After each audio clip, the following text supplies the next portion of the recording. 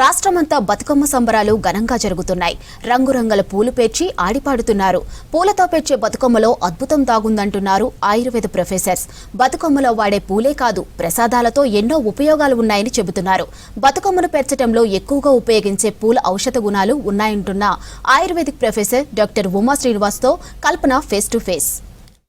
మహిళలంతా ఎంతో ఘనంగా చేసుకుంటారు. దాదాపు 9 రోజుల పాటు ఒక్కో రోజు ఒక్కో పేరుతో కూడా ఎంతో ఘనంగా జరుపుకుంటారు. మరి అట్లాంటి బతుకమ్మ పండుగ కూడా సందడి మొదలైందని చెప్పుకోవచ్చు. రాష్ట్ర వ్యాప్తంగా బతుకమ్మ పండుగ కూడా షురూ అయింది. మరి మహిళలంతా కూడా బతుకమ్మను పేర్చే పూలలో కూడా ఎన్నో ఔషధ గుణాలు ఉన్నాయని చెప్పేసి కూడా అంటూ ఉంటారు.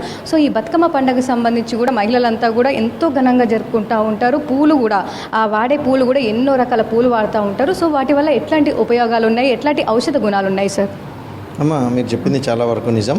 మనకు ప్రతి పండగకి ఒక్కొక్క దానితోటి ఒక్కొక్క ప్రత్యేకత ఉంది. మనకు వినాయక చవితి ఉందనుకోండి, ఎన్నో రకాల ఆకులతోటి మనం పూజ చేసుకుంటాం, ఆకులన్నిటితోటి చేసుకుంటాం. అదే బతుకమ్మ వచ్చేసరికి ఎన్నో రకాల పూలతోటి చేసుకుంటాం. ఇది ప్రపంచంలో ఇలాంటి పండుగ మనకు తెలిసి ఎక్కడ కూడా పూలతోటి ఒక 9 రోజుల పాటు ఘనంగా చేసుకునే పండుగ మన తెలంగాణ ప్రత్యేకత. ఈ పండుగ ఆచార్య వ్యవహారాలతో పాటు ఆరోగ్యం కూడా ముడిపడి ఉన్నది. మనం వాడుతున్న ఇన్ని రకాల పువ్వులలో ఒక్కొక్క పువ్వుకు ఒక్కొక్క ప్రత్యేకత ఉంది. అంటే అది వైద్యపరంగా కూడా మనకు ఎంతో ఉపయోగపడుతుంది. అంటే మనం ఏదో బతుకమ్మ పేర్చినాం, నీళ్ళల్లో విడిచిపెట్టినాం, ఆడినాం, వదిలేసాం అన్నట్టు కాదు.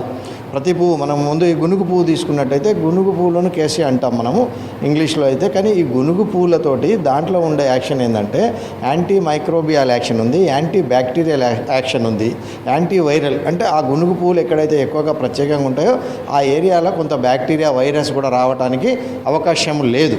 తంగేడు అనేది క్యాసియా అరికులేటా అంట, మనకి ఇంగ్లీష్లో లాటిన్ నేమ్ వచ్చేసి. తంగేడు కూడా వైద్య విధానంలో పర్టికులర్గా ఇన్ ఆయుర్వేద అది మనకు మలబద్ధక సమస్య ఉన్న వాళ్ళలో కూడా ఉపయోగిస్తారు. మూత్రనాళ సమస్యల వల్ల కూడా మనం తంగేడు ఉపయోగపడుతుంది. ఇంకా మనం బంతి పూలు ఉన్నాయి. మనం ఎక్కువగా విరివిగా ఈ సీజన్లో వచ్చే బంతి పూలలో మనం అనేక రకాలైన వైద్య గుణాలు ఉన్నాయి. అంతేకాకుండా మనం చామంతి పూలు ఉన్నాయి. ఇంకొకటి అతి పెద్ద ముఖ్యమైన చామంతి పూలో అనేక రకాలైన మినరల్స్ ఉంటాయి. పొటాషియం, కాల్షియం, జింక్, మెగ్నీషియం, అనేక రకాలైన మినరల్స్ ఉంటాయి. సో మనం ఇక్కడ ఏం చేస్తున్నాము, ఎప్పుడు బతుకమ్మ వస్తుంది, మనకు వర్షాకాలం ఒక 75% వర్షాకాలం అయిపోయినాక, అంటే అన్ని బావులు, చెరువులు, కుంటలని నీళ్ళతో నిండిన తర్వాత మనం బతుకమ్మ ఆడతాం. బతుకమ్మ ఆడినాక ఏం చేస్తున్నాం, ఈ పూలన్నీ కూడా నీళ్ళల్లో విడిచిపెడుతున్నాం. సో అప్పుడు ఈ పూల వల్ల ఏమవుతున్నాయి, ఆ నీళ్ళన్నీ కూడా శుభ్రంగా కాబడుతున్నాయి, అసలు ప్యూరిఫికేషన్ అవుతున్నాయి నీళ్లు. మనం ఈ చెరువులలో బతుకమ్మలు విడిచిపెట్టడం వల్ల చెరువు నీళ్ళల్లో ఉన్న మలినాలన్నీ శుద్ధి కాబట్టి మినరలైజ్ అయిపోతాయి అన్నట్టు. అందుకనే అప్పటి వారికి ఏ విధమైన వ్యాధులు రాకుండా ఉండే పూర్వకాలంలో ఈ పూలన్నీ కూడా మీరు చూడండి, ఎక్కడైనా సరే బతుకమ్మ ఆడినాక బతుకమ్మని తీసుకుపోయి నీళ్ళల్లో విడిచిపెడతాం. సో బతుకమ్మ అనగానే మన పల్లెల్లో బాగా జరుపుకుంటూ ఉంటారు. అన్ని పూలు కూడా మనకు దొరుకుతూ ఉంటాయి అంటూ ఉంటాం. సో హైదరాబాద్ గ్రేటర్ దాంతోపాటు కాంక్రీట్ జంగల్గా మారుతుందని చెప్పుకోవచ్చు. మరి ఇట్లాంటి నగరంలో కూడా ఇట్లాంటి పూలు ప్రస్తుతం దొరుకుతూ ఉన్నాయంటారా? మహిళలు బతుకమ్మలు చేస్తూ ఉన్నారా? చాలా వరకు చూస్తూ ఉంటే కూడా ప్లాస్టిక్ పూలతో బతుకమ్మలు చేస్తూ ఉన్నారు కదా. సో ఎట్లా ఉంది అంటే మీరు అన్నట్టు అందులో ఒక సగం నిజం లేకపోలేదు. ప్లాస్టిక్ పూలతోటి మనం 4 రోడ్ల జంక్షన్ల కూడలలో పెద్ద పెద్ద బతుకమ్మలు పెట్టడము, అంటే అది చేస్తున్నా కూడా హైదరాబాద్లో కూడా ఇప్పుడు విలేజెస్లో మనకి పూలు అనేది ఒకప్పుడేమో మనం ఎవరికి ఇష్టం వచ్చినట్టు వాళ్ళు అడవికి పోయి తెంపుకునే వాళ్ళం. ఇప్పుడు పూల తోటలు వచ్చినాయి. కాకపోతే ప్రతిదీ ఖరీదు అయిపోయింది, అది కూడా కొనుక్కోవాలి. ఇంకొకటి ఏం జరుగుతుందంటే హైదరాబాద్లో బతుకమ్మలు ఆడినాక నీళ్ళు లేక, అవకాశం లేక ఎక్కడో గుడి దగ్గర వదిలేస్తున్నారు అట్లానే యాజ్ ఇట్ ఈస్గా. కాకుండా అవి నీళ్ళల్లో కలిసినట్టు అయితే మనకు జలం శుద్ధి అయ్యే అవకాశం ఉండేది.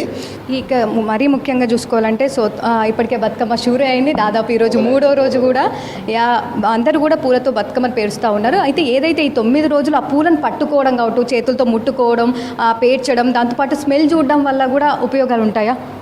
100% పూలు, ఆకులు వీటి వల్ల మనకు ఉపయోగమే.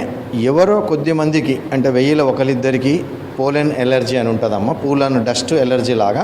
వాళ్ళు మాత్రం దూరంగా ఉండటం మంచిది. మిగిలిన వాళ్ళందరూ స్పర్శ, అంటే ఆయుర్వేదంలో కూడా ఏంటంటే దర్శనం చూడటం వల్ల కొంత పుణ్యం, కొంత మంచి జరుగుద్ది.